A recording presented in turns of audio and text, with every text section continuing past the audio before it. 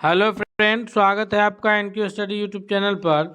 Bihar board के class 10 का जो 2025 में परीक्षा होना है, उसमें हम लोग सामाजिक विज्ञान से इतिहास का पहला चैप्टर यानी यूरोप में राष्ट्रवाद से महत्वपूर्ण ऑब्जेक्टिव प्रश्न लाए हैं। आइए हम लोग एक एक प्रश्नों को देखते हैं। अभी क्वेश्चन नंबर 1 है हमारे स्क्रीन पर कि फ्रांस में किस शासन वंश की पुनः स्थापना वियना कांग्रेस के द्वारा हुई। तो सबसे पहली बात कि फ्रांस की क्रांति जो 1789 ईस्वी में हुई थी, तो उस वक्त जो है फ्रांस में बुर्बो राजवंश का शासन था और जिसे नेपोलियन ने क्या किया था कि उसके शासन को समाप्त करके जो है ये पूरा फ्रांस की सत्ता पे अपना ये किया। लेकिन उसके बाद जब फिर वियना कांग्रेस में सम्मेलन हुआ और नेपोलियन की जो निर्णायक हार हुई थी, उसके बाद फिर से फ्रांस में बुर्बो वंश के शासन की स्थापना हुई थी, यानी ऑप्शन नंबर सी इसका सबसे सही जवाब के रूप में उत्तर जाना जाएगा। नेक्स्ट प्रश्न है, क्वेश्चन नंबर दूसरा है कि मेजिनी का संबंध किस संगठन से था। तो मेजिनी का जो संबंध रहा है ये फ्रांस में इसका मेजनी का संबंध जो रहा है यूरोपीय ये में, वो इसका सही उत्तर ऑप्शन नंबर बी के रूप में जाना जाएगा कि कार्बोनरी संगठन से मेजनी का संबंध था। इटली के एकीकरण के रूप में ये जाने जाते हैं। नेक्स्ट प्रश्न की ओर बढ़ते हैं। अगला क्वेश्चन है हमारे स्क्रीन पर कि इटली एवं जर्मनी के एकीकरण के विरुद्ध में निम्न में से कौन था। तो इटली का एकीकरण हुआ या फिर जर्मनी का जो एकीकरण हुआ था। इटली के एकीकरण में 3 प्रमुख लोग जाने जाते हैं, मेजिनी है, उसके बाद गैरिबाल्डी हैं, तो ये और उसी प्रकार जर्मनी के एकीकरण में जो है बिस्मार्क जाने जाते हैं। तो इन दोनों के देश के एकीकरण के विरुद्ध जो देश था वो था ऑस्ट्रिया। ऑप्शन नंबर सी सही उत्तर होगा। और ऑस्ट्रिया का जो चांसलर था वो था मेटरनिक, जिसका कथन था कि शासन करो लेकिन परिवर्तन नहीं होने दो। अगले प्रश्न की ओर बढ़ते हैं। क्वेश्चन नंबर 4 है हमारे स्क्रीन पर कि काउंट काबूर जो कि इटली के एकीकरण के लिए भी इनका भी अहम योगदान रहा है, को विक्टर एमानुएल ने किस पद पर नियुक्त किया था। तो इसका चौथा का जो सबसे सही उत्तर है वो ऑप्शन नंबर सी है कि प्रधानमंत्री के पद पर जो है काउंट काबूर को विक्टर एमानुएल ने ये नियुक्त किया था। नेक्स्ट प्रश्न की ओर बढ़ते हैं। अगला सवाल है कि गैरिबाल्डी पेशे से क्या था। तो गैरिबाल्डी जो है वो प्रमुख रूप से पेशे से एक सिपाही के रूप में जाना जाता है, या किसान है, या फिर जमींदार या नाविक। तो सही उत्तर के रूप में ऑप्शन नंबर डी जाना जाएगा कि गैरिबाल्डी जो है वह पेशे से एक नाविक थे। अगले प्रश्न की ओर बढ़ते हैं। इससे पहले हम आपसे रिक्वेस्ट करेंगे कि यदि आप हमारे चैनल पर नए हैं, अब तक चैनल को सब्सक्राइब नहीं किया है, तो प्लीज़ सब्सक्राइब कर लीजिए। हम आपके परीक्षा की संपूर्ण तैयारी यहाँ से आपको कराएंगे, आपको कहीं इधर उधर जाने की ज़रूरत नहीं है। सवाल है कि जर्मन राइन राज्य का निर्माण किसने किया था। जी, इस प्रश्न का सही उत्तर क्या होगा। तो छठा नंबर प्रश्न का जो सबसे सही उत्तर के रूप में आंसर जाना जाए, क्वेश्चन नंबर 6 का जो सबसे सही उत्तर होगा वह है ऑप्शन नंबर बी कि नेपोलियन बोनापार्ट को जर्मन राइन राज्य का निर्माण करने का श्रेय जाता है। इन्होंने 1804 ईस्वी में नेपोलियन संहिता की शुरुआत किया था और ये जो यहाँ बुर्बो राजवंश का शासन था, लुई 16वां जो इसका शासक था, उसको हटाने के बाद नेपोलियन जो है वहाँ का ये बना था। अगले सवाल की ओर बढ़ते हैं। सवाल है हमारा 7वां कि जाल्वेरीन जो है यह किस प्रकार का संस्था थी। जाल्वेरीन कैसी संस्था थी। तो इसका जो 7वां का सही उत्तर के रूप में उत्तर होगा यह होगा ऑप्शन नंबर बी कि यह व्यापारियों की एक संस्था थी जिसको जाल्वेरीन के नाम से जाना गया था। इसकी जो स्थापना हुई थी यह 1834 ईस्वी में हुआ था और ये परसा में यह एक शुल्क संघ के रूप में स्थापना किया गया था। कहाँ किया गया था? परसा में। कब किया गया था? 1834 ईस्वी में जाल्वेरीन की स्थापना हुई थी। अगला प्रश्न की ओर बढ़ते हैं। सवाल है कि रक्त एवं लौह की नीति का अवलंबन किसने किया था। जी, रक्त एवं लौह की नीति का जो अवलंबन किया था यह जर्मनी के एकीकरण में यहाँ का जो चांसलर थे, जर्मनी के एकीकरण में जर्मनी के चांसलर कौन थे?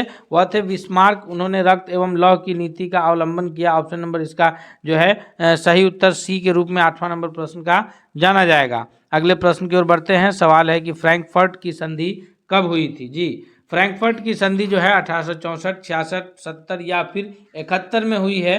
तो इसका जो सबसे सही जवाब के रूप में उत्तर होगा इस प्रश्न का वह है ऑप्शन नंबर नामा का डी के फ्रांकफर्ट की संधि जो है यह 1871 ईस्वी में हुई है। ऑप्शन नंबर डी के रूप में इसका सबसे सही जवाब के रूप में उत्तर जाना जाएगा। यह संधि कहाँ हुई थी? तो यह संधि जो है जर्मनी के एकीकरण के दौरान जो है यहाँ सीडान के युद्ध में फ्रांस बुरी तरह जब पराजित हुआ तो उसके बाद जो है यह संधि हुआ था। अगले प्रश्न की ओर बढ़ते हैं। नेक्स्ट सवाल है क्वेश्चन नंबर 10 है कि नेपल्स की क्रांति कब हुई? नेपल्स की क्रांति जो है इसका जो सही उत्तर के रूप में 10वां नंबर प्रश्न का उत्तर जाना जाएगा कि यह नेपल्स की क्रांति 1821 ईस्वी में हुआ था। कब हुआ था? 1821 ईस्वी में। ऑप्शन नंबर इसका बी सबसे सही उत्तर के रूप में आंसर होगा। अगले प्रश्न की ओर बढ़ते हैं। सवाल है कि नेक्स्ट क्वेश्चन है कि नेपल्स का जो विद्रोह हुआ था यह विद्रोह राष्ट्रवादी भावनाओं को लेकर के इटली के एकीकरण में हुआ था। नेक्स्ट प्रश्न है चार्टिस्ट आंदोलन कहाँ हुआ था? तो ये जो चार्टिस्ट आंदोलन है यह फ्रांस, ऑस्ट्रिया हंगरी या फिर इंग्लैंड में। तो इसका सही उत्तर के रूप में आंसर जाना जाएगा वह ये होगा कि ऑप्शन नंबर डी इंग्लैंड में जो है यह चार्टिस्ट आंदोलन हुआ था। नेक्स्ट प्रश्न की ओर बढ़ते हैं। अगला प्रश्न है हमारे स्क्रीन पर कि क्वेश्चन नंबर 12 कि यूनान को एक स्वतंत्र राष्ट्र के रूप में कब घोषित किया गया था?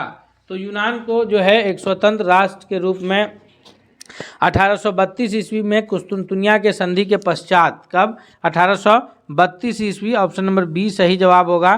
कुस्तुनतुनिया के संधि के पश्चात 1832 ईस्वी में इसे घोषित किया गया था।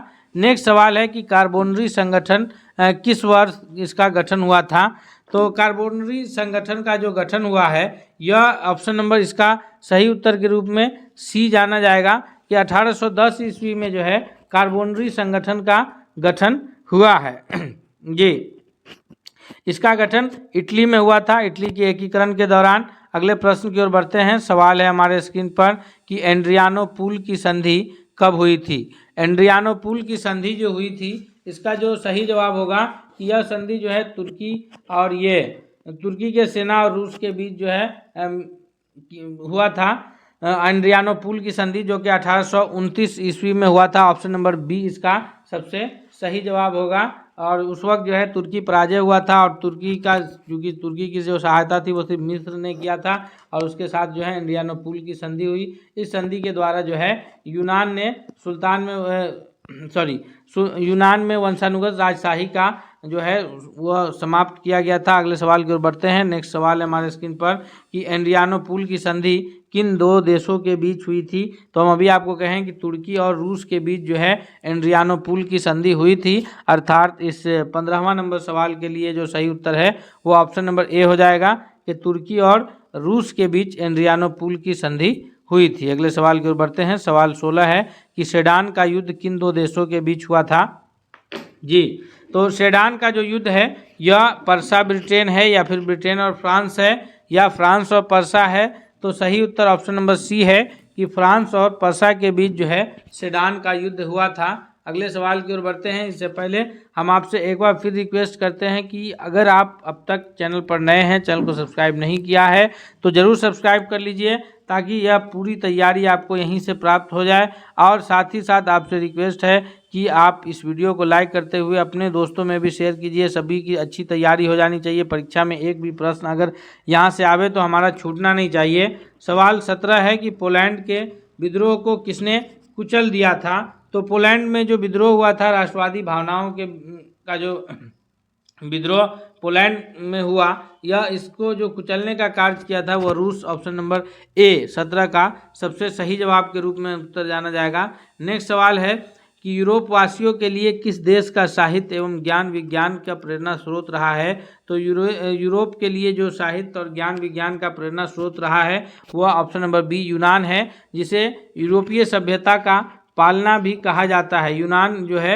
वह यूरोपीय सभ्यता का पालना यानी यूरोप की जो सभ्यता थी उसको यूनान ने है उसको जो है बहुत अच्छे से संजोया है। अगले सवाल की ओर बढ़ते हैं। सवाल है कि युवा इटली या यंग इटली नामक संस्था का विकास किया यानी किसने युवा इटली या यंग इटली नामक संस्था की स्थापना किया था। तो यंग इटली नामक संस्था की स्थापना जो है 1831 ईस्वी में मेजिनी ने किया था। किसके दौरान? तो मेजिनी ने जो है इटली के एकीकरण के दौरान जो है 1831 ईस्वी में यंग इटली और यंग यूरोप की जो स्थापना है वो 1834 ईस्वी में मेजिनी के द्वारा ही किया गया था। इसका 19वां का ऑप्शन नंबर ए सही जवाब होगा कि मेजिनी ने 1831 में, कब? 1831 में यंग इटली या युवा इटली की स्थापना किए थे। मेजिनी को जो है इटली के एकीकरण का मसीहा या पैगंबर के नाम से जाना जाता है। वह एक राजनेता भी थे। मेजिनी का जन्म 1805 ईस्वी में सार्डिनिया में हुआ था।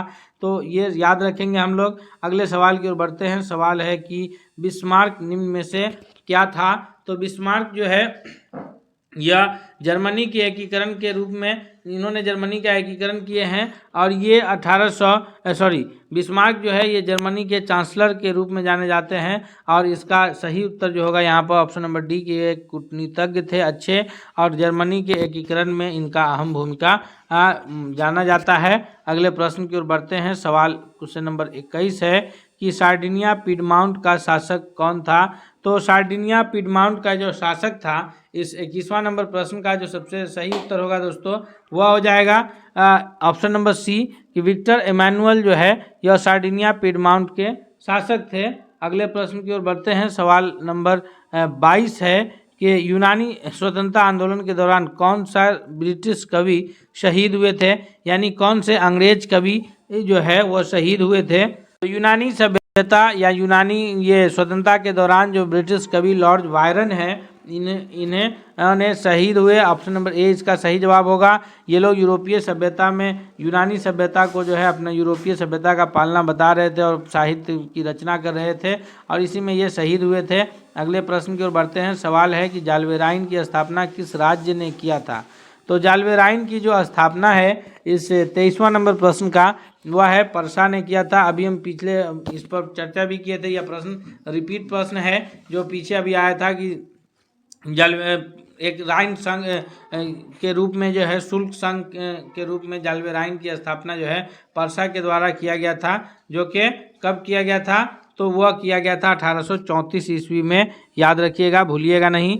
अगले प्रश्न की ओर बढ़ते हैं। सवाल है कि हंगरी की भाषा क्या थी, यानी हंगरी के लोग कौन सी भाषा बोला करते थे? तो हंगरी के लोगों की जो भाषा थी वह थी मैग्यार। हंगरी के लोगों की भाषा क्या थी? मैग्यार भाषा थी। ऑप्शन नंबर बी 24 का ऑप्शन नंबर बी सबसे सही जवाब के रूप में उत्तर जाना जाएगा कि मैग्यार भाषा हंगरी के लोग बोला करते थे। सवाल है कि यूनानी स्वतंत्रता संग्राम में किसकी पराजय हुई? तो यूनानी स्वतंत्रता संग्राम में जो है वह तुर्की की पराजय हुई थी, और कुस्तुनतुनिया के संधि के पश्चात जो है यूनान एक स्वतंत्र राष्ट्र के रूप में घोषित किया गया था। और उस वक्त तुर्की को जो है पूरे यूरोप का मरीज कहा जाता था। तुर्की को क्या कहा जाता था? यूरोप का मरीज कहा जाता था। अगले प्रश्न की ओर बढ़ते हैं। सवाल है कि मरियान किस देश के राष्ट्रवाद की प्रतीक थी? तो मरियान जो प्रतीक थी या इस 26वां नंबर सवाल का सही उत्तर है ऑप्शन नंबर ए कि फ्रांस देश का जो है ये मरियान वहाँ के प्रतीक के रूप में जाना जाता है। नेक्स्ट सवाल की ओर बढ़ते हैं। सवाल है कि यूरोपीय सभ्यता का पालना किसे कहा जाता है? तो हम अभी इसका पिछले प्रश्नों में आपको बताए हैं कि जो यूनान जो देश है इसे यूरोपीय सभ्यता का पालना के रूप में जाना जाता है। अर्थात 27वां नंबर प्रश्न का ऑप्शन नंबर डी सबसे सही जवाब हो जाएगा कि यूरोपीय सभ्यता का पालना किसे कहा जाता है? यूनान को। नेक्स्ट प्रश्न है कि एक्ट ऑफ यूनियन किस वर्ष पारित हुआ था? जी हाँ, 28वां नंबर प्रश्न के लिए सही उत्तर क्या हो जाएगा कि एक्ट ऑफ यूनियन जो है यह पारित हुआ था 1688 ईस्वी में, यानी ऑप्शन नंबर ए इसका सही जवाब है। नेक्स्ट सवाल है कि 1789 के फ्रांसीसी क्रांति के समय वहाँ किस राजवंश का शासन था? जी, तो 1789 में जब फ्रांस में क्रांति हुई थी तो वहाँ लुई 16वां शासक था, और बुर्बो राजवंश का शासन था, जो कि एक निरंकुश शासक था। बुर्बो राजवंश का निरंकुश शासन था, यानी जो लुई 16वां था उसे जो है जनता का ये से कोई मतलब नहीं था, इसलिए लोगों ने जो है वहाँ के राजा के विरुद्ध जो है आंदोलन किया। और एक वक्त आया कि 21 जनवरी 1793 को लुई 16वां और उसके पत्नी को गिलोटिन पर चढ़ा करके सार्वजनिक रूप से फांसी दे दिया गया था और बुर्बो राजवंश का शासन समाप्त हुआ था। उसके बाद जो है नेपोलियन ने ये अपना ये किया 1799 में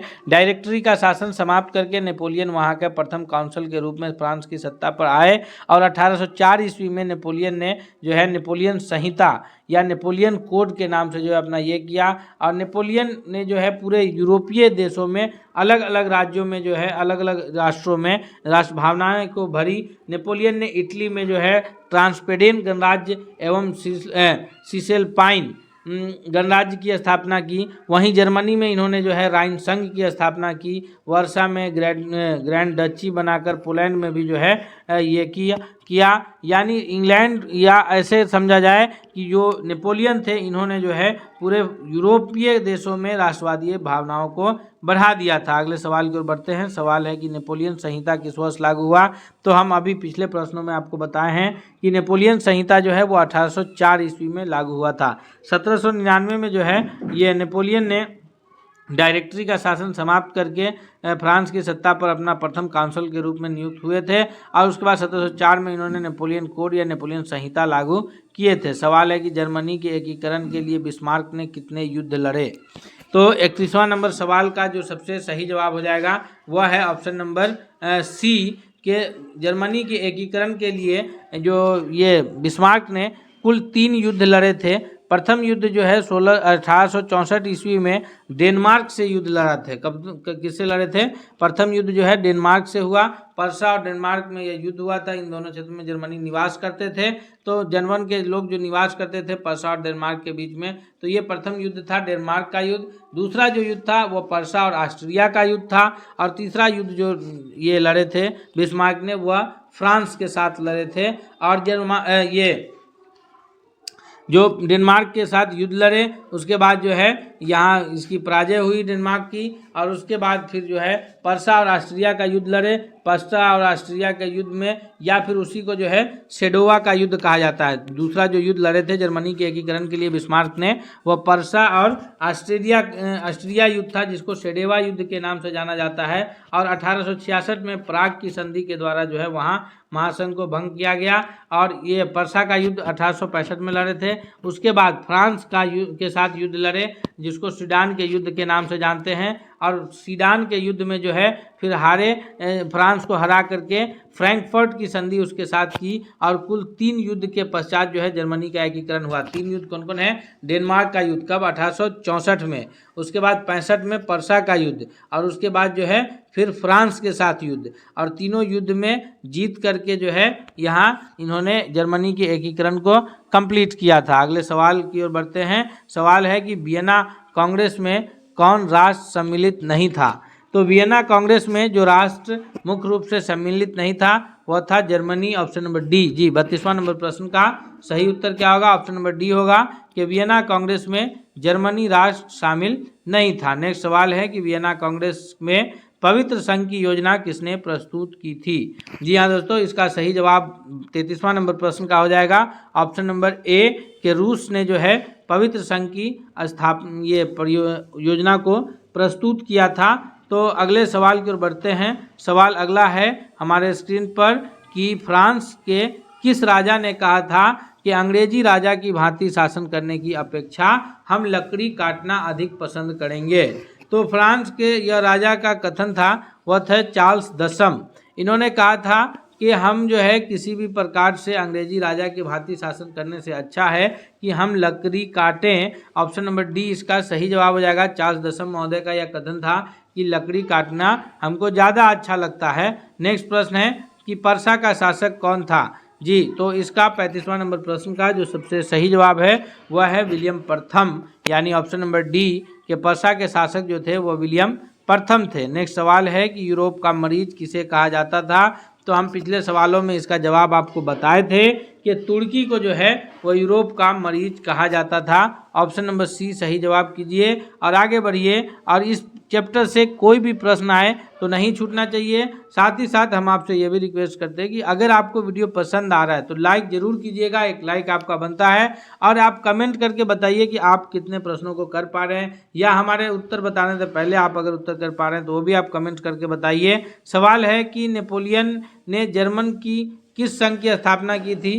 तो नेपोलियन ने जो है जर्मनी में एक राइन संघ की स्थापना किए थे, अर्थात इसका 37वां नंबर प्रश्न का ऑप्शन नंबर सी सही जवाब हो जाएगा कि नेपोलियन के द्वारा जर्मनी में राइन संघ की स्थापना की गई थी। नेक्स्ट सवाल है कि किस संधि के द्वारा स्वतंत्र राष्ट्र यूनान को स्वतंत्र राष्ट्र की स्थापना किया गया? तो यूनान को जो स्वतंत्र राष्ट्र की स्थापना किया गया है वह किया गया है कुस्तुनतुनिया के संधि के द्वारा। और कुस्तुनतुनिया की जो संधि हुई थी वह कब हुई थी? तो यह 1832 ईस्वी में कुस्तुनतुनिया की संधि हुई थी। इस प्रकार जो है यूनान तुर्की शासन से मुक्त हुआ था। 38वां का ऑप्शन नंबर बी सबसे सही जवाब है। नेक्स्ट सवाल की ओर बढ़ते हैं। सवाल है कि यंग यूरोप की स्थापना किसने की थी? तो यंग इटली और यंग यूरोप या युवा इटली युवा यूरोप, हिंदी में अगर शुद्ध हिंदी कहिए तो युवा इटली युवा यूरोप या यंग इटली यंग यूरोप, दोनों की स्थापना जो है यह इटली के एकीकरण के जो मसीहा है मेजिनी, इनके द्वारा किया गया था। यंग यूरोप की जो स्थापना है यह इन्होंने 1834 में किया है और यंग इटली की जो स्थापना है यह इन्होंने 1831 में किया है। याद रखिएगा ऑप्शन नंबर बी इसका सबसे सही जवाब है। नेक्स्ट प्रश्न है कि नौ गुएल्फ आंदोलन कहाँ हुआ था? जी, नौ गुएल्फ आंदोलन जो है यह कहाँ हुआ था?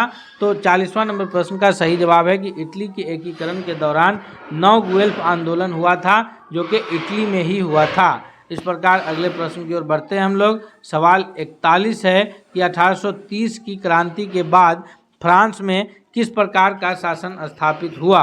तो 1830 के क्रांति के बाद फ्रांस में पुनः एक बार फिर से निरंकुश शासन की स्थापना हो गई थी, अर्थात इसका 41वां नंबर सवाल का ऑप्शन नंबर ए सबसे सही जवाब होगा। सवाल है कि लाल कुर्ती नामक संस्था का गठन किसने किया था?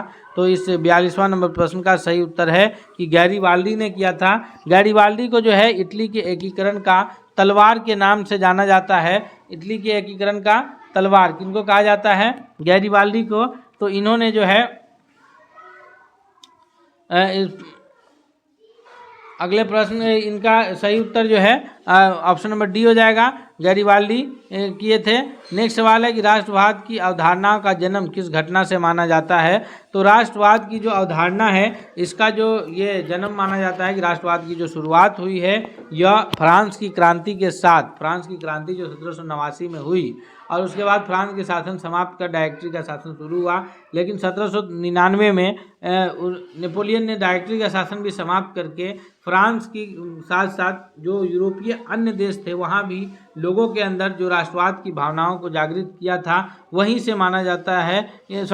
तो इसका ये तो फ्रांस की क्रांति हुई, लेकिन इससे पूर्व 43वां का जो सही उत्तर के रूप में हो जाएगा वो ये हो जाएगा कि पुनर्जागरण की घटना से राष्ट्रवाद की अवधारणा का जन्म माना जाता है। किस घटना से?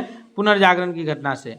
सवाल है कि रक्त एवं लौ की नीति का अवलंबन किसने किया था? रक्त एवं लौ की नीति जो है यह बिस्मार्क ने अपनाया था, जो कि जर्मनी के एकीकरण से पूर्व अपनाया था। ऑप्शन नंबर ए 44वां नंबर प्रश्न का सबसे सही जवाब है। नेक्स्ट है कि किस संधि के द्वारा जर्मनी का एकीकरण पूरा हुआ? तो जर्मनी का एकीकरण जो है वह लास्ट में पूरा हुआ था। किसके संधि के बाद? तो फ्रांस के साथ जो युद्ध हुआ और फ्रांस के युद्ध के बाद जो उसके साथ फ्रैंकफर्ट की संधि हुई, उसी के साथ जो है इसका एकीकरण संपन्न हुआ। ऑप्शन नंबर डी इसका सबसे सही जवाब है। सवाल है कि जर्मनी एवं इटली के एकीकरण के समय फ्रांस का शासक कौन था? तो जर्मनी एवं इटली के समय जो फ्रांस के शासक थे वो थे नेपोलियन तृतीय। ऑप्शन नंबर बी इसका सबसे सही जवाब है। नेक्स्ट है कि कॉन्स्टेंटिनोपल की संधि कब हुई थी? कॉन्स्टेंटिनोपल की जो संधि है इसका सही जवाब ऑप्शन नंबर डी है कि 1832 में कॉन्स्टेंटिनोपल की संधि हुई थी। 48वां नंबर प्रश्न है कि प्रसिद्ध इतालवी क्रांतिकारियों का ग्यूसेप माजिनी का जन्म 1807 में कहाँ हुआ था? तो मेजिनी का जन्म जो है हम पहले ही कहें कि 1807 ईस्वी में जिनेवा में हुआ। नेक्स्ट सवाल की ओर बढ़ते हैं। सवाल है कि 49वां, किनका मानना था कि राज्य और समाज की स्थापित परंपराओं संस्थाओं को संरक्षित किया जाना चाहिए? तो इसका सही उत्तर ऑप्शन नंबर ए है कि यह रूढ़िवादियों का मानना था। नेक्स्ट सवाल है कि वैज्ञानिक समाजवाद का जनक किसे माना जाता है? तो वैज्ञानिक समाजवाद का जन्म कार्ल मार्क्स को माना जाता है, जिसके बारे में हम डिटेल्स अगले क्लास में पढ़ेंगे। ये 50 महत्वपूर्ण प्रश्न आपकी आने वाली परीक्षा के लिए बहुत लाभकारी हुआ। हम आगे आपके लिए रोज उपलब्ध कराएंगे, इसलिए आपसे रिक्वेस्ट है कि चैनल को सब्सक्राइब करते हुए बेल आइकन को दबा लीजिए। साथ ही साथ वीडियो पसंद है तो लाइक कीजिए। मिलते हैं